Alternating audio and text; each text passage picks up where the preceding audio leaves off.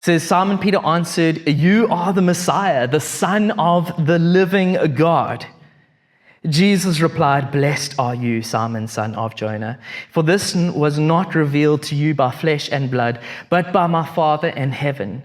And I tell you that you are Peter, and on this rock I will build my church, and the gates of Hades will not overcome it." The decision as to who Jesus is settles all other decisions.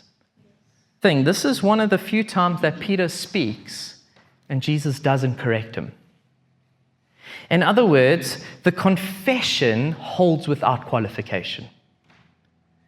The confession right here holds that does not need correction because he's acknowledged for who Jesus is. Now, Peter is not going to get everything right after this either.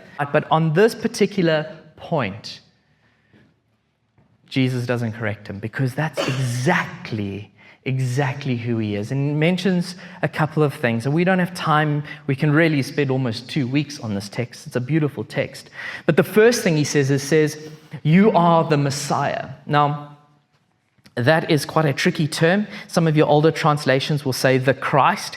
And so people have been confused that Christ is almost like Jesus' surname. That's not what Christ means. Christ means Messiah, which means king. It's an issue of lordship.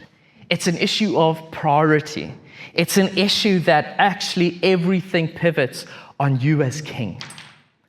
And once that has settled in your heart, that Christ is king, that he is Lord, that he is Messiah, it settles every other decision in your life.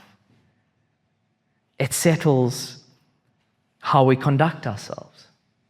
It settles how we approach other people.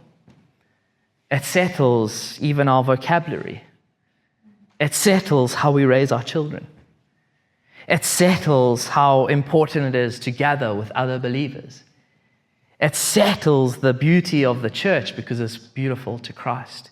It settles so many things that if you become a Christian, you almost avoid decision fatigue because you say, well, he said it, that settles it, I'm going to do it.